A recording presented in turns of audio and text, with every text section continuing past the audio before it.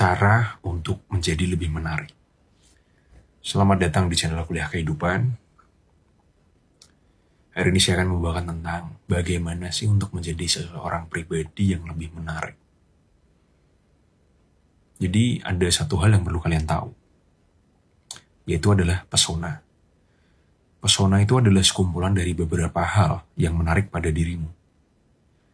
Dan untuk menjadi lebih menarik, atau bisa disebut mempesona, kalian harus meningkatkan daya tarik atau karisma.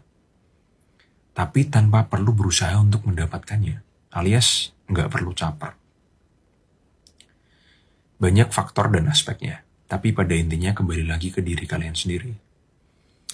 Jadi seperti biasa, saya akan beri kalian sebuah roadmap tentang bagaimana menjadi pribadi yang mempesona. Pertama adalah penampilan. Ini udah fakta banget ya di lingkungan kita semua, di Indonesia terutama ya. Bahwa kecantikan dan ketampanan itu benefit banget. Seseorang yang enak dipandang pasti membuat nyaman mereka yang memandang. Dan karena enak dipandang inilah mereka dapat kesempatan-kesempatan yang gak didapatkan oleh orang-orang yang tidak tampan atau cantik. Tapi cantik dan tampan ini kan berkah alamiah ya. Dan kita nggak bisa kontrol tentang ini. Kita nggak bisa minta untuk dilahirkan dengan cakep, itu nggak bisa kan. Maka dari itu saya nggak akan bahas tentang skincare, outfit yang bagus, atau cara berdandan yang baik. Karena pada akhirnya seseorang yang karismatik nggak bergantung hanya pada penampilan eksternal saja. Jadi kenapa saya bilang penampilan itu penting? Poin ini itu lebih memfokuskan kepada aura, atau bisa disebut body language atau bahasa tubuh. Bukan tentang outfitmu, bukan tentang fisikmu. Kamu bisa aja pakai outfit puluhan juta, tapi tetap gak kelihatan menarik, atau bisa jadi outfitmu kayak gelandangan dan tetap karismatik. Tapi tetap sebisa mungkin berpakaianlah yang bersih dan rapi, karena jelas itu juga berpengaruh besar ya. Jadi langsung aja, body language yang paling penting itu adalah postur. Kalian gak harus terlihat tegap seperti tentara atau terlihat gagah kayak binaragawan gitu kan, gak perlu. Tapi kalian harus bisa memposisikan tubuh kalian seakan-akan kalian adalah orang yang menarik atau powerful. Nah, paling simpel dan paling alami itu dengan olahraga. Karena ketika kalian olahraga, itu tubuh kalian disesuaikan untuk menjadi lebih baik dan ya kelihatan lebih fit lah. Dan orang-orang yang sering olahraga kan kelihatan banget tuh posturnya bagus dan kalau dilihat juga nyaman gitu kan, meskipun mereka nggak terlalu tampan, nggak terlalu cantik gitu kan ya. Tapi intinya tuh mungkin lebih ke posisi atau bahasa tubuh yang relax, terbuka terhadap apapun itu, santai, tapi tetap sekretif atau misterius. Tadi kan udah cara yang paling natural dengan olahraga ya. Nah, cara paling simpelnya tuh, kalian bisa mengikuti atau mencontoh postur-postur orang-orang yang mempesona. Misalnya kalian pernah lihat dosen, karena ada tuh dosen yang killer. Nah, kalian bisa coba tirulah disposisi mereka biar kalian terlihat sedikit lebih menyeramkan. Kalian bisa lihat petinggi militer. Contohnya misal Pak Prabowo itu kan ya. Dia meskipun badannya udah tembem gitu kan, udah berisi, udah gendut gitu kan ya. Tapi kan masih kelihatan auranya gak sih? Gimana kalau dia menunjukkan bahwa dia adalah seorang veteran perang gitu loh. Dia seorang veteran militer dan dia bukan orang yang bisa kita ajak main-main gitu kan. Terus pengusaha besar, mungkin kalian bisa pernah lihat atau pernah ngobrol sama mereka. Kan itu kelihatan banget disposisinya. Meskipun mereka biasanya ya, mereka juga nggak pernah olahraga. Tapi kelihatan bahwa mereka tuh punya bahasa tubuh yang tegas dan lugas gitu loh. Kalian bisa tiru ini semua. Contohnya kalian bisa coba tiru pejabat yang mereka yang korupsi gitu kan, kelihatan berpenampilan menarik gitu kan. Kalian bisa coba tiruin mereka gitu biar kalian bisa dapat kesempatan untuk mendapatkan uang gitu kan. Meskipun jangan ya. Terus eksekutif perusahaan dan sebagainya, kalian bisa tirukan postur-postur atau disposisi tubuh mereka. Dan kalau dilihat kan sedikit berbeda disposisinya dari satu sama lain. Entah itu dosen dengan tentara, tentara dengan pengusaha.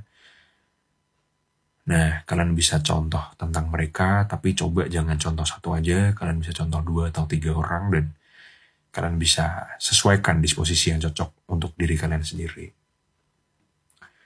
Selain postur dan body language, yang penting itu adalah ekspresi wajah. Wajah yang muram, kelihatan letih, lesu, kelihatan sebel, kelihatan capek gitu. Bahasa Jawanya merengut, itu nggak enak dilihat. Maka dari itu, ketika kalian bertemu dengan orang, banyaklah tersenyum. Gak harus senyum terus kayak orang bodoh gitu, enggak. Tapi simpelnya kalian harus mengirimkan pesan positif, yaitu dengan tersenyum kepada orang-orang yang bertatap mata dengan kalian.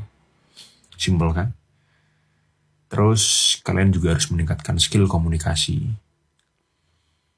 Di sini kita sedikit rubah mindset tentang cara berkomunikasi yang umumnya kita ketahui dan sering disarankan oleh mereka-mereka yang paham sama ilmu komunikasi kan, yaitu menjadi pendengar yang baik. Betul, jadi pendengar yang baik, pendengar yang aktif itu adalah skill komunikasi yang hebat ya. Tapi kalian harus tahu bahwa semakin sedikit kalian bicara, semakin kalian gak terlihat menarik. Karena kalian pasif. Nah, jadi saya kasih 3 tips tentang cara untuk menjadi pembicara yang menarik, pembicara yang mempesona gitu kan. Yang pertama adalah lebih banyak tanya. Kenapa harus banyak tanya? Karena banyak tanya itu menunjukkan sikap bahwa kalian benar-benar tertarik. Dan ini bisa menjadikanmu lebih aktif untuk membaur dalam percakapannya. Sehingga kamu gak cuma membiarkan dia ngobrol sendiri gitu. Dia ngobrol terus kalian cuma denger sambil ngangguk-ngangguk gitu, enggak. Tapi kamu harus ngobrol sama dia. Dia ngobrol, kamu dengerin, kamu tanya. Kamu kasih solusi atau apalah itu.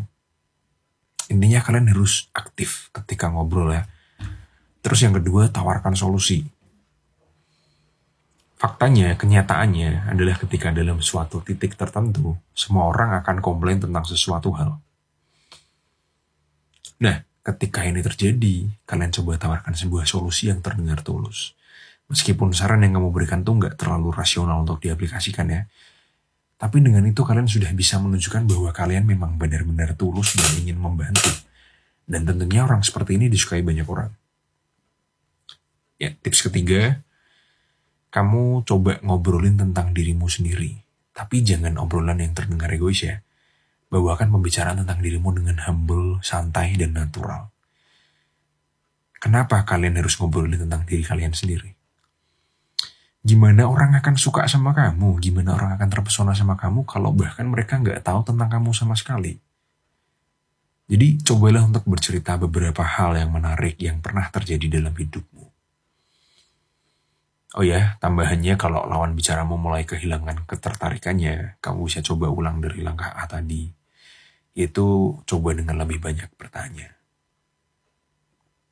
Oke, poin ketiga, yaitu kontak mata dan kontak fisik.